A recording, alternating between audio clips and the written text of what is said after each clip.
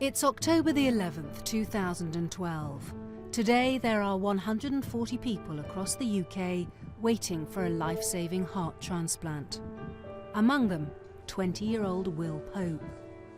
Doctors say without intervention, Will has just a few months to live. He's already been on the waiting list for 6 weeks, and time is running out. To be given a new heart for me is enormous, daunting and scary. It's really difficult to get your head around the fact that I'll have someone else's heart beating in my body.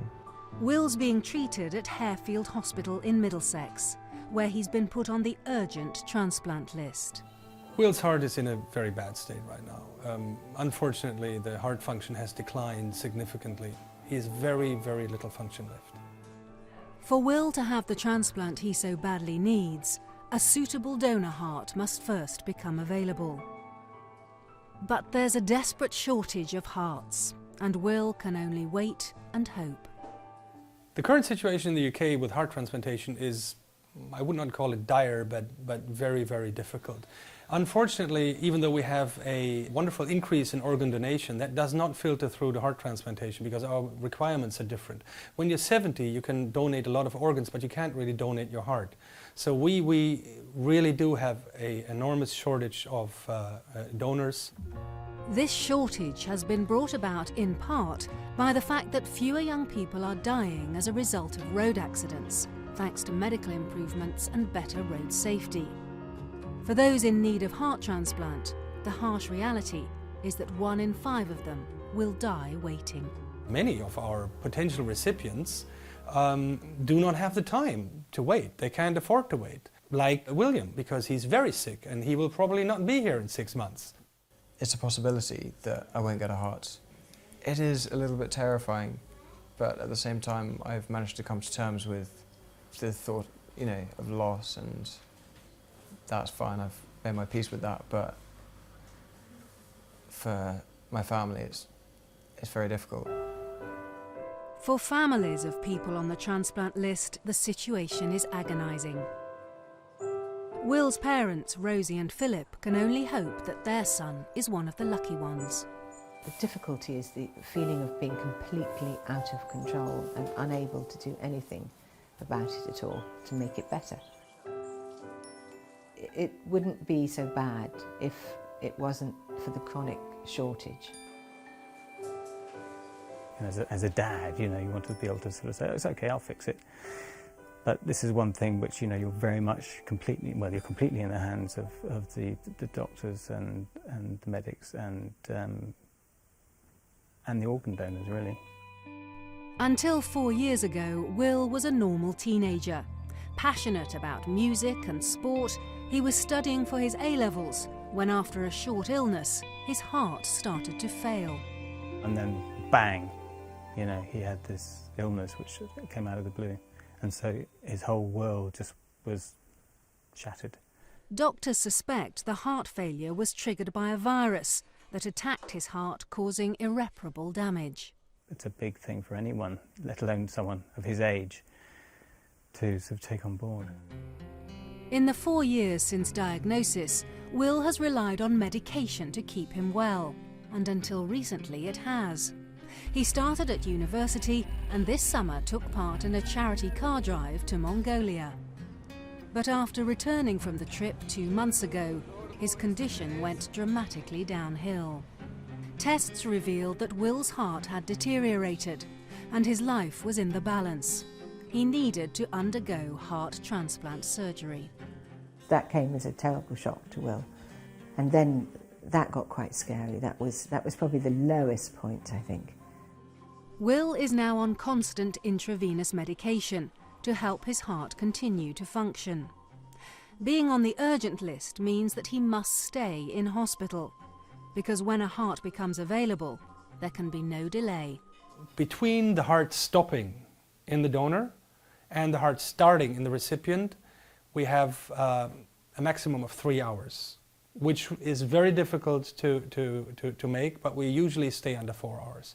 That means wherever you are, if the heart is procured up in Aberdeen, it stops, it has to be taken out of the organ donor, it has to be checked, It has to be packaged, then transported here to our hospital, taken into the operating theatre, taken out, prepared for the implantation, implanted. The surgery has to be almost finished, and then blood goes back into the heart, and that's when it starts. I had a right heart catheter a couple of days ago, which is where they put a tube down through a vein in your neck, all the way down to your heart, and that was to measure the pressures in my heart. And I think that went okay, but I think also my lips are turning a bit blue, so that's probably not a good thing. Anyway, I'm feeling a bit better than I was a few days ago, so just gotta wait still.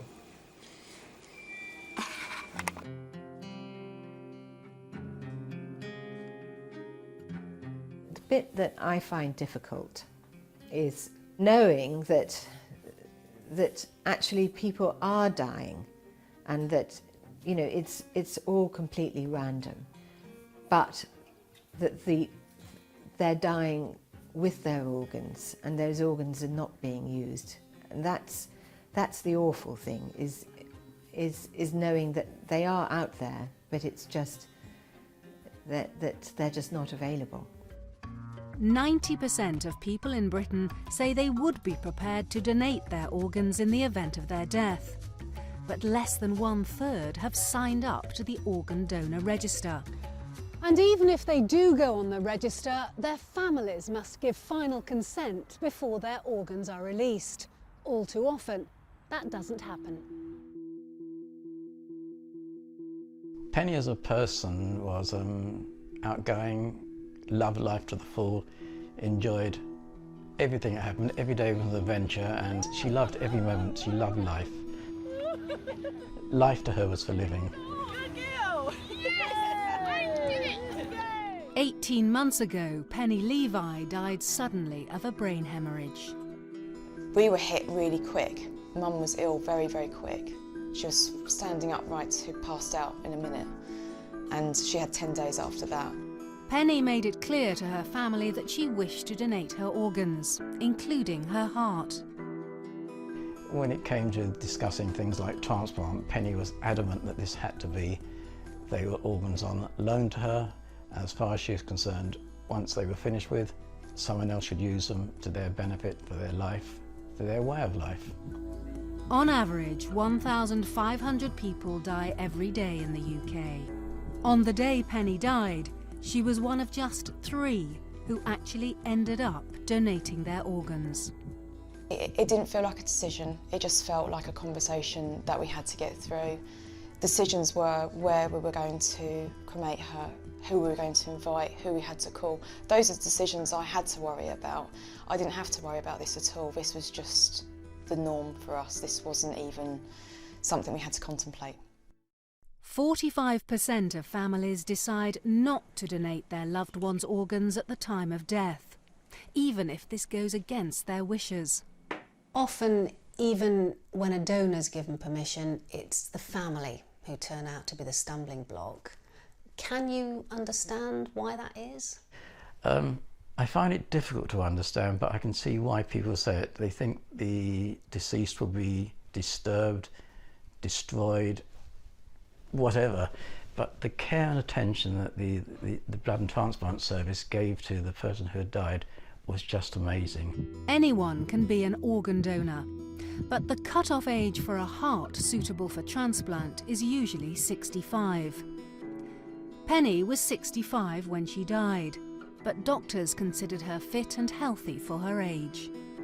Her heart, which I think is the important thing, went to a girl who literally had, I believe, days to live. This is Zoe, the young girl whose life Penny saved. On the day Penny died in a London hospital, 100 miles away in an intensive care unit in Birmingham, Zoe was fighting to live. I remember I was lay on a bed and really breathless and tired, and my transplant coordinator sat on the edge of the bed and told me like what transplant life would be like and how long I would be waiting or could be waiting, that I might not make it. But Zoe was lucky. After just 3 days of waiting for a new heart, the call came. The phone rang to say that they'd found a heart for Zoe, and we just couldn't believe it. We were just so, I think I was jumping around the room. We didn't sleep, just thinking about the donor, what had happened, who was it. A lot of things go through your mind. How did it happen? But then we were overjoyed that Zoe was going to have a second chance. I've been told by my doctors that I didn't have that long to live if that call hadn't have come, and just so thankful to that one donor that saved my life, because if it wasn't for her, then I wouldn't be here today. I often think about the family. It's not a day goes by that I'd love to meet them and thank them. And yes, I can thank them by seeing Zoe. That would be enough for them to see Zoe leading an active and normal life. That's the repayment. Will has now been on the urgent transplant list for 8 weeks. At the moment I'm feeling sort of fed up. Physically I'm feeling a bit weak. His health is failing, and the weight is almost unbearable. I've tried not to think about getting the heart, but when you get really ill, when you have low points, you just get really desperate for it, and you just think, I would do anything to get this. And just really want it, as much as you can want anything. But the average wait for a donor heart is 6 months, but Will may not have that long. When you enter the waiting list, you enter a bit of a lottery. If you're not on the waiting list, you don't get a transplant. If you're in the waiting list, you may not get a transplant. And that is essentially because there is not enough hearts. As the weeks go on, you start thinking, oh, come on, please, please, please, let it be soon. How long can he stay like this? Is he going to go downhill? What's going to happen? So fatigued. Because Will's heart isn't pumping enough blood around his body, his other organs are now starting to fail. Extremely hard now. I mean, he's on the urgent waiting list for a little while already, and recently his overall status started to decline. Quite frankly, I do not know how long he has, and he's on the urgent list, and if we don't get something soon for him, we'll have to think of something else. In the meantime, Will's life is in limbo. He's incarcerated in the hospital. He sits in his room, he sits in his bed, he can't do things, and he knows very well that this room may be the last room that he ever sees in his life. So that's a very, very complicated situation to be in, especially when you're young. Will's feeling slightly better today, but he's finding the wait for a heart increasingly difficult to cope with. I think being in hospital for so long and not having the things that you normally would, just the small things like pop outside, have a bath, sleep uninterrupted. These things really make you just appreciate them so much more. And when I'm out, I really don't want to forget that.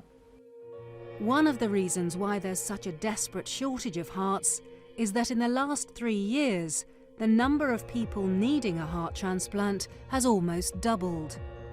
Doctors say the rise in transplant numbers is due to an increase in obesity, diseases such as type 2 diabetes, and the fact that we have an aging population.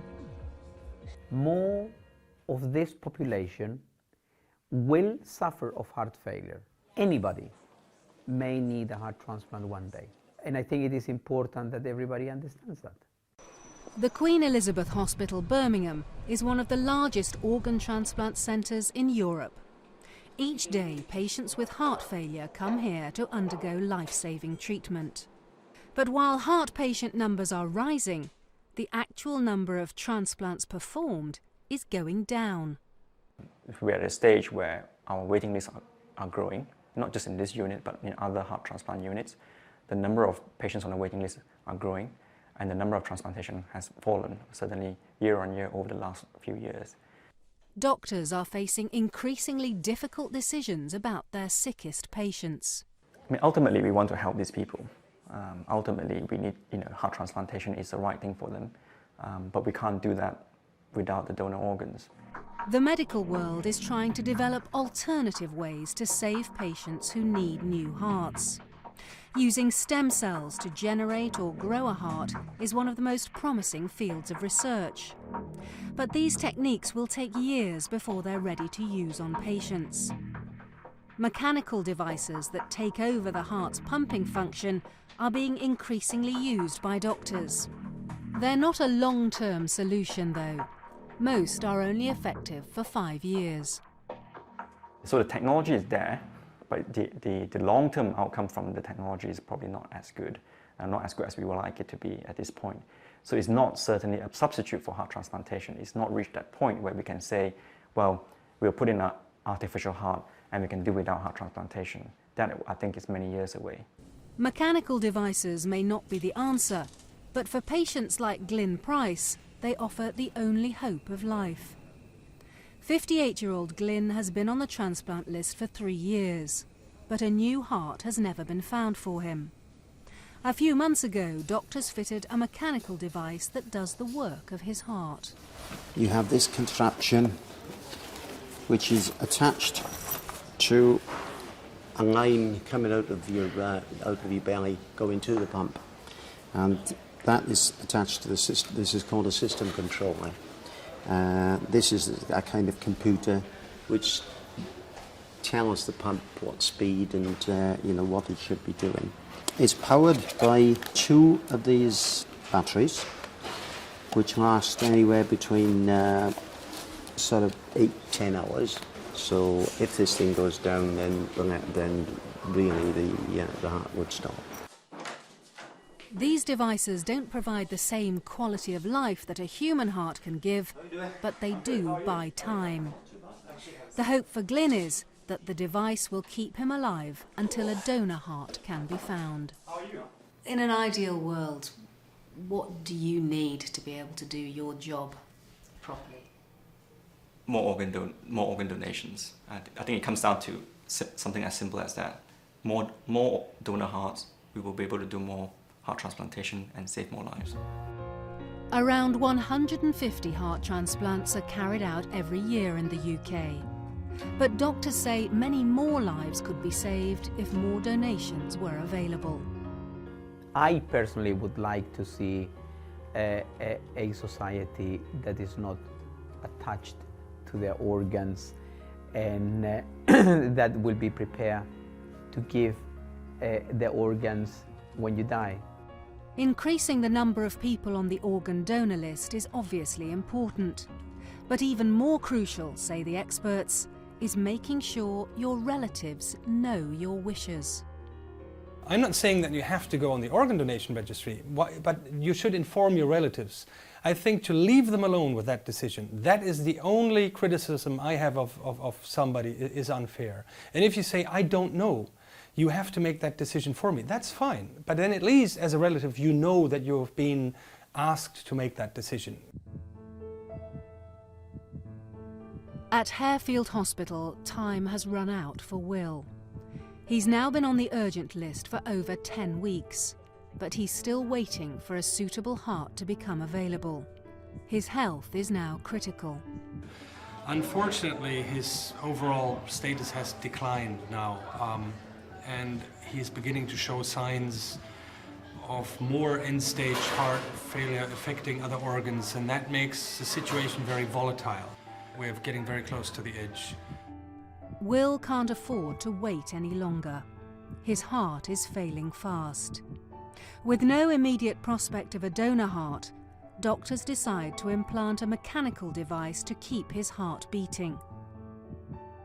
With Will, unfortunately, we ran out of time. So in his particular case, we have to say we did not receive an organ in time, which reflects the extreme shortage of organ donors that we have. After spending 70 to 73 days in hospital on the urgent transplant list and then not getting a heart at the end of it, it's really gutting because it just feels like wasted time. The artificial pump should stabilise Will's condition and keep him alive for now. But it means he will come off the urgent transplant list, and his wait for a heart will be even longer. I honestly think people don't realise that at the moment when they're going to lose their relative, that if they say no or yes, that it's really going to make that much difference. And of course it makes all the difference in the world. You're giving one person a gift of life. Ideally there'd be a heart for everyone that needs one, but a lot of people don't get them. And a lot of people are in a situation where they don't have that backup plan because the hospital that they're at doesn't have technology. So I'm in a lucky position in a way, but I would just really like a heart.